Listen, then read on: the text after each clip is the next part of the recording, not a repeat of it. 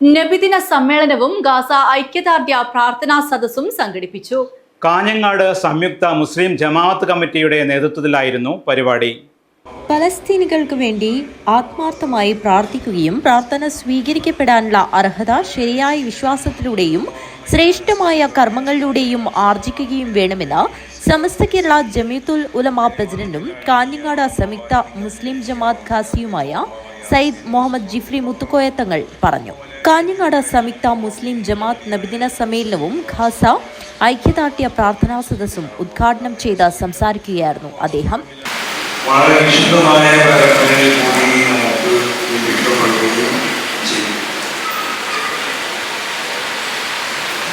ലോക സമാധാനത്തിന് വേണ്ടി ഈ ദീനുള്ള സ്ഥാപിച്ചത്. അതിൻ്റെ അലിസ്ലാം മുതൽ റസൂൽ വരെയുള്ള സർവ്വ അമ്പിയാക്കന്മാരും ഇവിടെ സമാധാനമാണ് അവരവിടെ പ്രബോധനം ചെയ്തത്. സമാധാനത്തിന് വേണ്ടിയാണ് അവരുടെ പ്രവർത്തിച്ചത്. ഉയർന്ന സംസ്കാരങ്ങൾ ഉണ്ടാക്കി തീർക്കാൻ വേണ്ടിയാണ് അവർ പ്രവർത്തിച്ചത്.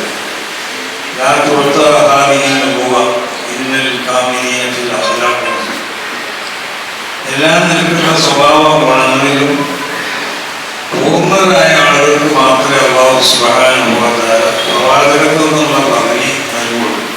ഉസ്താദ് മൗൻ ഹുദവി വണ്ടൂർ മദ്ഹു റസൂൽ പ്രഭാഷണം നിർവഹിച്ചു.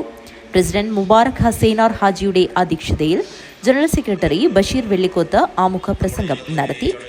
നബിയുടെ പേരിൽ മൗലിദ് പാരായണവും തുടർന്ന് ഖാസ ഐക്യദാർഢ്യ പ്രാർത്ഥനയും നടന്നു.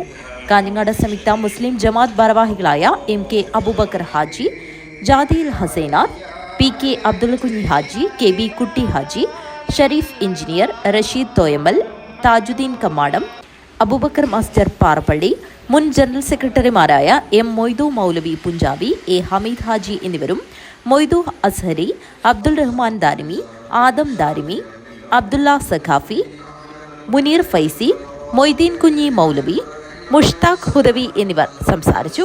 News bureau, Kanhangad.